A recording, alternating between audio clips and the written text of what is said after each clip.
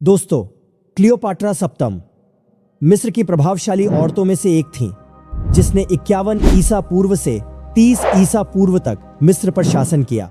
लेकिन आज के वीडियो में हम लोग क्लियोपाट्रा सप्तम के शासनकाल में हुए कुछ घटनाएं और जीवन काल के बारे में जानने वाले हैं।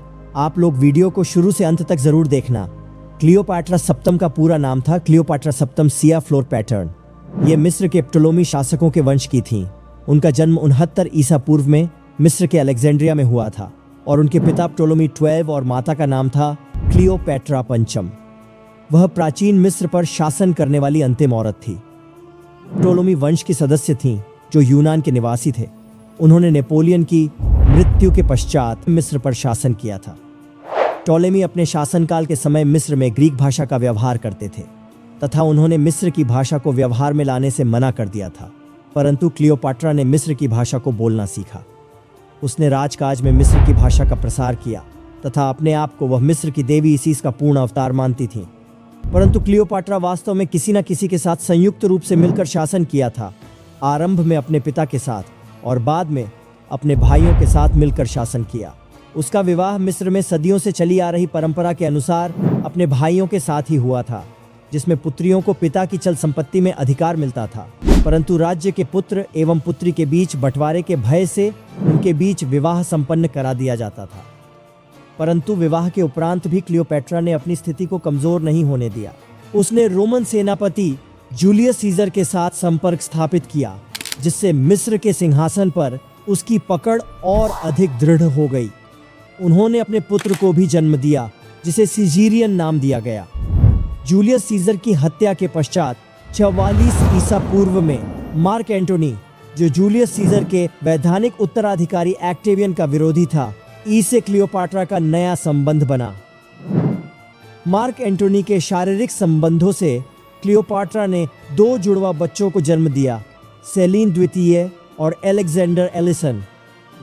उन्हें एक पुत्र और हुआ, जिसका नाम टाइटलॉमी फ्लड एक्स रखा गया। क्लियोपेट्रा के भाई के साथ संबंध से कोई संतान उत्पन्न नहीं हुई। एक्टेवियन ने सैन्य बल के साथ अंत में कई को युद्ध में हराने के बाद मार्क एंटोनी ने आत्महत्या कर ली।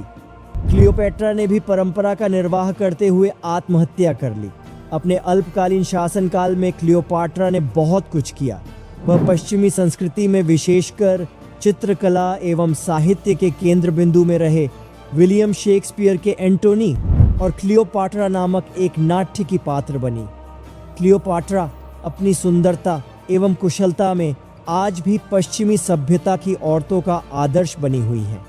क्लियोपेट्रा मिस्र की टालमी वंश की यवन रानियों का सामान्य प्रचलित नाम। मूलत यह सिल्युक वंशी अंतियोक महान की पुत्री टालमी पंचम की पत्नी का नाम था, किंतु इस नाम की ख्याति 11वें तालेमी की पुत्री ओलितिज के कारण है। उसका जन्म लगभग 69 ईसा पूर्व में हुआ था। उससे पूर्व इस वंश में इस नाम की 6 रानियां हो चुकी थीं। इस कारण उसे क्लियोपेट्रा सप्तम कहते हैं। जब क्लियोपेट्रा 17 वर्ष की थी, तभी उसके पिता की मृत्यु हो गई। पिता की वसीयत के अनुसार उसे तथा उसके छोटे टोलेमी दियोनिसस को संयुक्त रूप से राज्य प्राप्त हुआ और वह मिस्री प्रथा के अनुसार अपने इस भाई की पत्नी होने वाली थी। किंतु राज्याधिकार के लिए कश्मकश के परिणाम स्वरूप उसे राज्य से हाथ धोकर सीरिया भाग जाना पड़ा। फिर भी उसने साहस नहीं त्यागा। उसी समय जूलियस सीजर पोम्पे का पीछा करता हुआ मिस्र आया। वहां वह क्लियोपेट्रा पर आसक्त हो गया और उसकी ओर से युद्ध करने को तत्पर हो गया। फलस्वरूप टोलेमी मारा गया और क्लियोपेट्रा मिस्र के राज सिंहासन पर बैठी। मिस्र की प्राचीन प्रथा के अनुसार वह अपने एक अन्य छोटे भाई के साथ मिलकर राज करने लगी, किंतु शीघ्र ही उसने अपने इस छोटे भाई को विष देकर मार डाला और रोम जाकर जूलियस सीजर की रखेल के रूप में रहने लगी।